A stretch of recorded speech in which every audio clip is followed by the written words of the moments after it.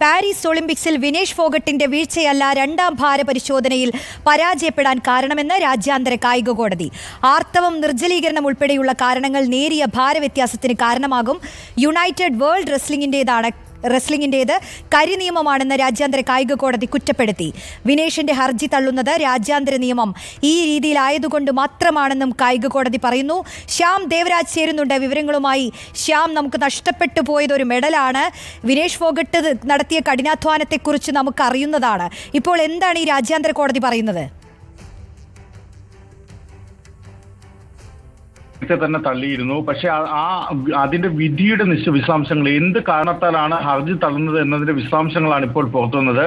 അതായത് ആ വിധിന്യായത്തിന്റെ സമ്പൂർണ്ണമായ രൂപം പുറത്തു വന്നിട്ടുണ്ട്. ഇതിൽ പറയുന്നത് വിനേഷ് ഫോഗട്ടിന്റെ ഏതെങ്കിലും ഒരു വീഴ്ച കാരണമല്ല വിനേഷ് ഫോഗട്ട് അയോഗ്യയായി പ്രഖ്യാപിക്കപ്പെട്ടത്. അത് രാജ്യാന്തര ഗുസ്തി ഫെഡറേഷന്റെ അല്ലെങ്കിൽ യുണൈറ്റഡ് വേൾഡ് റെസ്ലിംഗിന്റെ ഈ രാജ്യാന്തര നിയമം, അതിന്റെ അനുച്ഛേദം 11 അതൊരു കരിനിയമമായതുകൊണ്ടാണ് വിനേഷ് ഫോഗട്ടിന് ഈ രീതിയിൽ പരാജയപ്പെടേണ്ടി വന്നത് അല്ലെങ്കിൽ അയോഗ്യയാക്കപ്പെടേണ്ടി വന്നത് എന്നതാണ് ഈ വിധിന്യായത്തിൽ ഏറ്റവും പ്രധാനമായി സൂചിപ്പിക്കുന്നത്. കാരണം ഈ സ്ത്രീകൾ എന്ന നിലയിൽ അവരുടെ ശരീരത്തിൽ ആർത്തവം ഉൾപ്പെടെയുള്ള പ്രത്യേകതകളുണ്ട്. ജലത്തിന്റെ അളവ് കൂടുകയോ കുറയുകയോ ചെയ്യാം. ഈ കാരണങ്ങളാലൊക്കെ തന്നെ സ്ത്രീകൾക്ക് അതത് സമയങ്ങളിൽ നേരിയ ഭാരവ്യത്യാസം ഉണ്ടാകാം. പക്ഷേ ഈ ഭാരവ്യത്യാസം ആ രീതിയിൽ പരിഗണിക്കുന്നതല്ല രാജ്യാന്തര റെസ്ലിംഗ് ഫെഡറേഷന്റെ നിയമം. ഇത്തരമൊരു അനുവദനീയമായ വിവേചനത്തെക്കുറിച്ച് യുണൈറ്റഡ് വേൾഡ് റെസ്ലിംഗിന്റെ നിയമത്തിൽ പറയുന്നില്ല. ഗുസ്തി നിയമത്തിന്റെ അനുച്ഛേദം 11 നിലനിൽപ്പ് വിനേഷ് ഫോഗട്ട് ചോദ്യം ചെയ്തിട്ടുമില്ല. അതുകൊണ്ട് തന്നെ അനുബന്ധ അനുച്ഛേദത്തിനെ ചോദ്യം ചെയ്യുന്ന രീതിയിൽ അല്ലെങ്കിൽ അതിനെ റദ്ദാക്കുന്ന രീതിയിലുള്ള ഒരു തീരുമാനമെടുക്കാൻ ഈ രീതിയിൽ സോൾ ആർബിട്രേറ്റർക്ക് കഴിയുകയില്ല എന്ന കാര്യവും കൂടിയാണ് ആ വിധിന്യായത്തിൽ വ്യക്തമാക്കുന്നത്.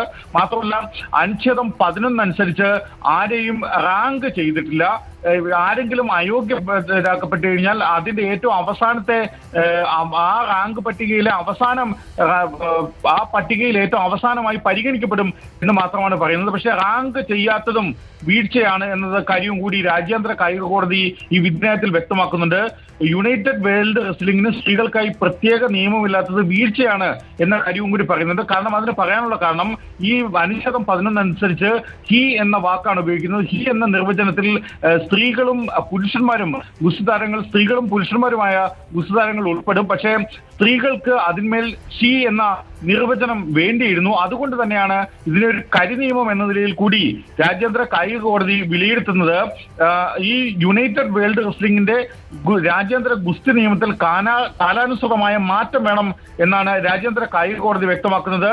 ഇതിൽ ഏറ്റവും നിർഭാഗ്യകരമായ ഒരു കാര്യം ഈ വിധിന്യായത്തിൽ തന്നെ ചൂണ്ടിക്കാട്ടുന്നത്, നിരീക്ഷിക്കുന്നത് വിനേഷ് ഫോഗട്ടിനോട് തോറ്റ ആൾക്കാണ് വെള്ളി മെഡൽ ലഭിച്ചത് എന്ന കാര്യവും കൂടി രാജ്യാന്തര കായിക കോടതി വ്യക്തമാക്കുകയും ചെയ്യുന്നുണ്ട്. വിനേഷ് ഫോഗട്ടിന്റെ ആവശ്യം നിലവിലെ നിയമപ്രകാരം അനുവദിക്കാനാവില്ല എന്നാണ് രാജ്യാന്തര കായിക കോടതി നിരീക്ഷിക്കുന്നത്. ഒപ്പം വിനേഷ് ഫോഗട്ടിന്റെ ഭാഗത്ത് വീഴ്ച സംഭവിച്ചിട്ടില്ല എന്നും രാജ്യാന്തര കായിക കോടതി വ്യക്തമാക്കുന്നുണ്ട്. ഈ ഹർജി തള്ളുന്നത് രാജ്യാന്തര നിയമം ഈ രീതിയിൽ നിർവചിക്കപ്പെടുന്നതുകൊണ്ടാണ്. കാരണം ആ നിയമത്തെ മാറ്റേണ്ടത് യുണൈറ്റഡ് വേൾഡ് റെസ്ലിംഗ് ആണ്, അല്ലാതെ ഈ രാജ്യാന്തര കായിക കോടതിയല്ല.